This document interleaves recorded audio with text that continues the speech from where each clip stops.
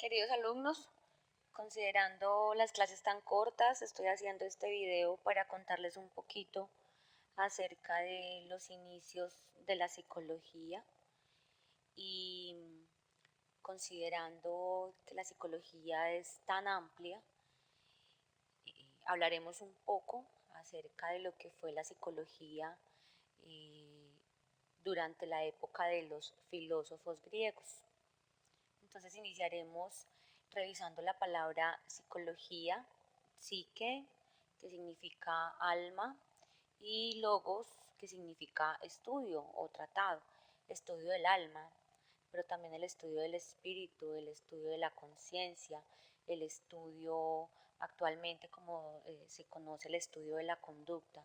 Esto ha cambiado con el paso también del tiempo y en diferentes momentos. Inicialmente el ser humano ha intentado explicar todo aquello que lo rodea, todos los fenómenos que están a su alrededor. El ser humano siempre ha querido controlar, predecir y explicar su naturaleza. Es así como los primeros pensadores se preguntaron por el significado de los, por ejemplo, de los truenos, de los relámpagos, de las inundaciones, del arco iris, de la muerte, de los nacimientos. Y para poder dar explicación a estos fenómenos, pues inicialmente atribuían o pensaban que toda la naturaleza, que todo su alrededor contenía vida, estaba viva.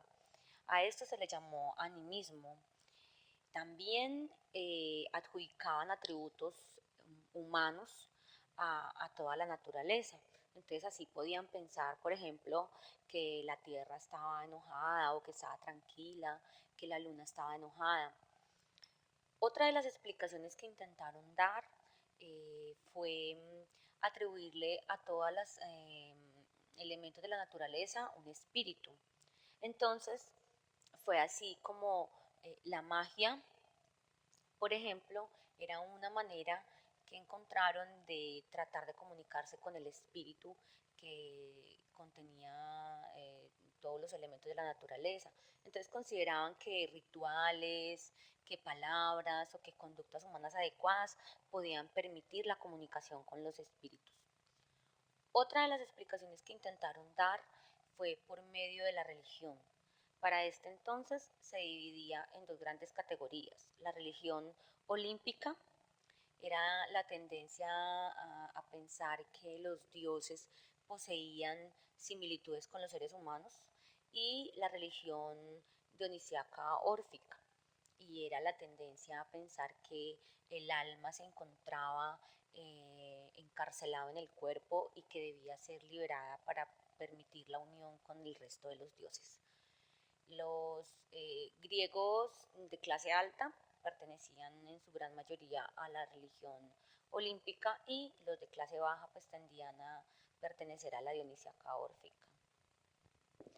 Es importante señalar que los filósofos presocráticos dieron explicaciones naturalistas a los diferentes fenómenos, y para esto lo que hacían era tratar de encontrar la fisis de los elementos, es decir, de qué estaban compuestos esencialmente.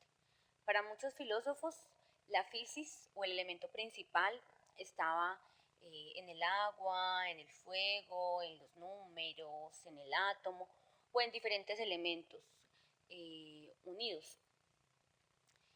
Es importante mencionar que los filósofos presocráticos aportaron a la superación de la creencia de la enfermedad como resultado de un ser humano que había sido poseído, por ejemplo, y dieron explicaciones mucho más naturalistas o explicaciones fundamentadas en el equilibrio o en el desequilibrio de procesos orgánicos. En cuanto a los filósofos clásicos, es importante mencionar a Sócrates, Platón y Aristóteles. De Sócrates conocemos a través de Platón, porque Sócrates nunca escribió. Fue Platón, su discípulo, quien retomó a Sócrates e incluso fue un poco más allá. Es que nos ha dejado como legado lo que fue el diálogo socrático, la mayéutica, utilizada en la psicología, incluso actualmente en intervenciones psicológicas, para poder guiar o acompañar al paciente a través de ese diálogo socrático, a través de la inducción de preguntas, guiando, dando a luz a nuevas ideas, permitiendo el conocimiento del mismo paciente.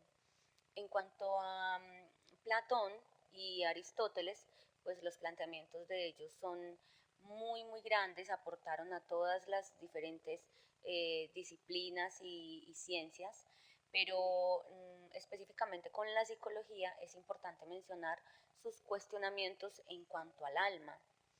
Para Platón, el alma es eterna, el alma existe antes del cuerpo y después. El alma llega al cuerpo y después de que el cuerpo ya no está, el alma continúa viva.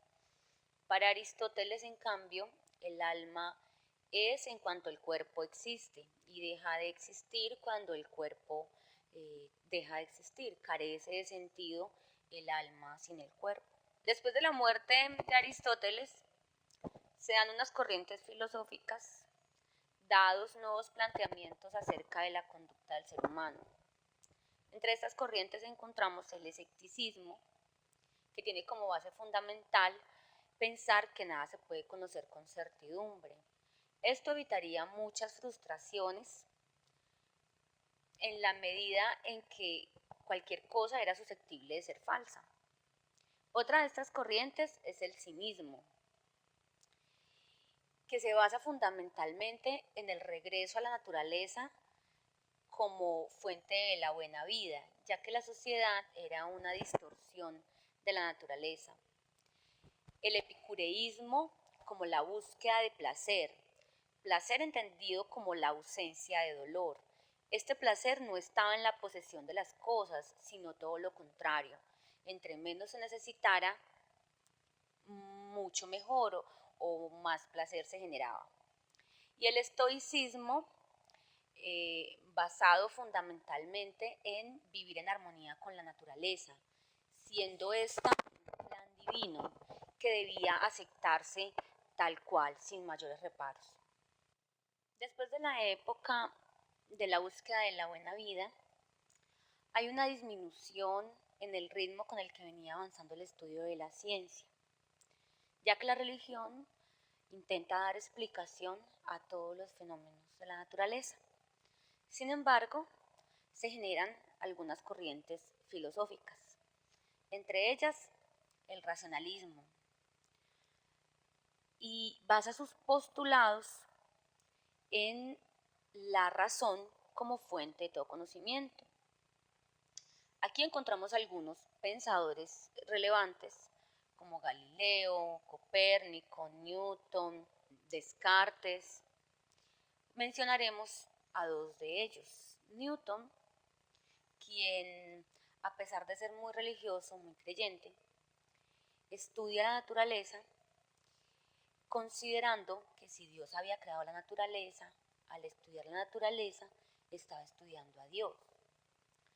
Pero sus planteamientos, aportando mucho al avance de la ciencia, disminuyeron enormemente la creencia en Dios, ya que se plantea que Dios crea el universo, pero luego lo abandona. A esto se le conoce como el deísmo.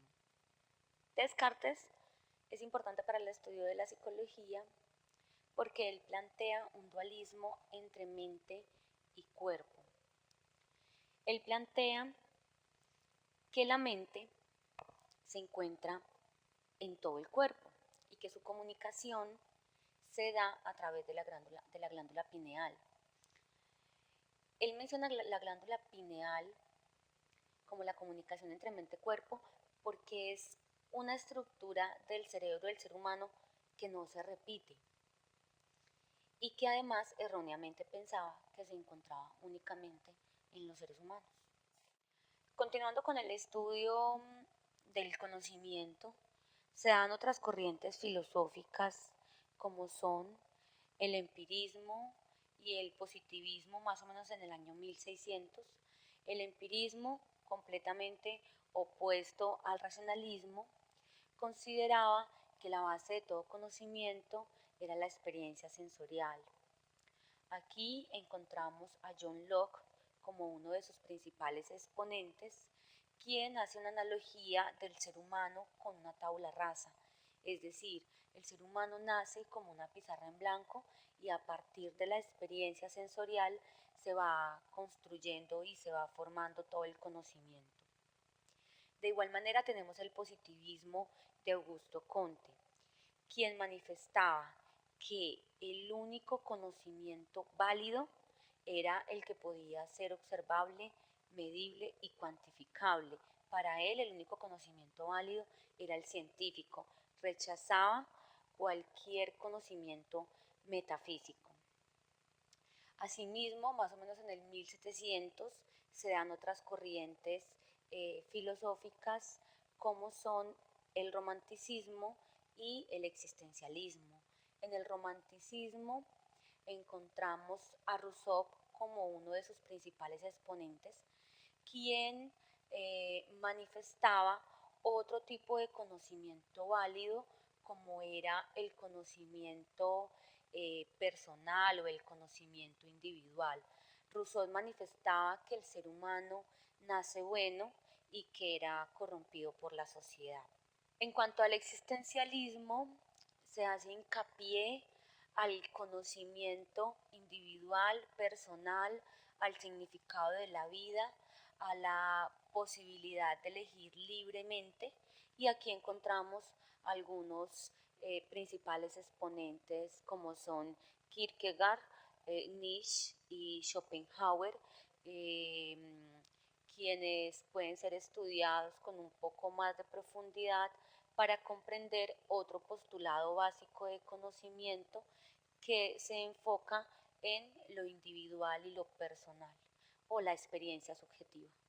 Bueno, lo que les mencioné en este video es una pequeña, muy pequeña síntesis de lo que fue la psicología en los inicios, eh, en los principales pensamientos de filósofos presocráticos y filósofos clásicos.